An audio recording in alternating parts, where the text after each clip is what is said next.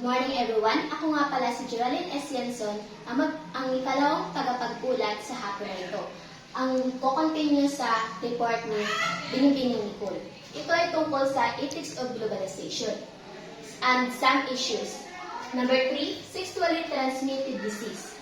The rising numbers of individuals, many of them young people afflicted with sexually transmitted disease, can easily be blamed on premarital or extracommercial sex. Many people living with HIV are afraid to seek treatment. Maraming mga kabataan ang nakapabilang sa HIV na ito dahil sa pakikipagtalik nila sa ibang tao na hindi nila alam kung may mga HIV ba ito. At dito ay marami sa kanila na afraid na magpagamot dahil baka i-judge sila or ano ba. Dahil para mas makatutulong pa ang mga mamayan ay kinakailangan na gumawa sila ng re-evaluate or necessary na mag-re-evaluate sila sa mga community para mas maagapan pa nila ang sakit ng HIV or sexually transmitted disease. Pang-apat naman ay gender discrimination.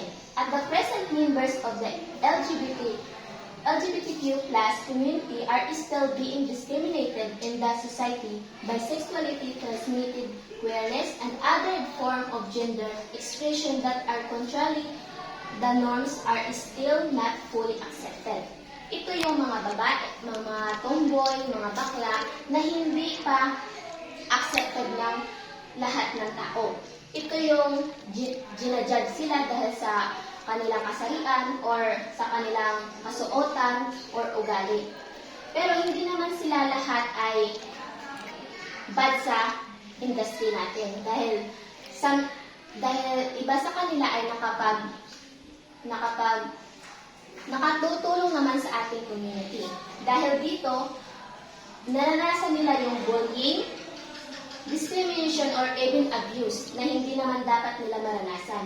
Even na sinusuportahan sila ng UNDP, pero yung mga tao talaga ay, yung ibang tao talaga ay hindi pa talaga sila fully accepted sa kanila dahil sa kanilang kasarian. Ang panghuli naman ay ang drug addiction. Drug addiction in the Philippines has been a long-standing problem. Many of the youth today suffer from drug addiction because of numerous factors. With the fast-paced dynamics of the present time, many turn to the substance and drugs abuse to cope with the different kinds of problem.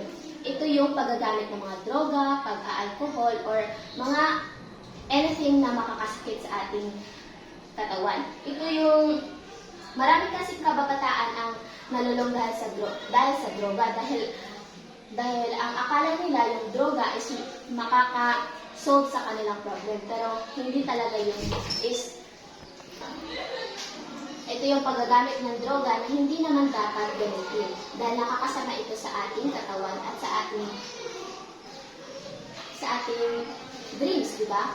Dahil dito mawawalan tayo ng disiplina, mawawalan tayo ng dreams dahil maraming maapektuhan kapag gumagamit ka ng droga.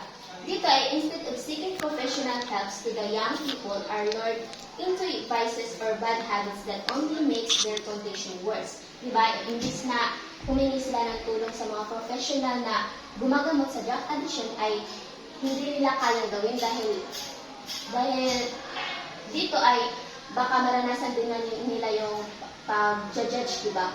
Then dito is kailangan din talaga ng pag-unawa at pag-asa ng isang pamilya kung nakakaranas ang isang pamilya ng ganito. Kailangan din na mas matutukan pa niya para mas magamot pa niya ang kanyang anak kung mayroong sakit ng drug addiction.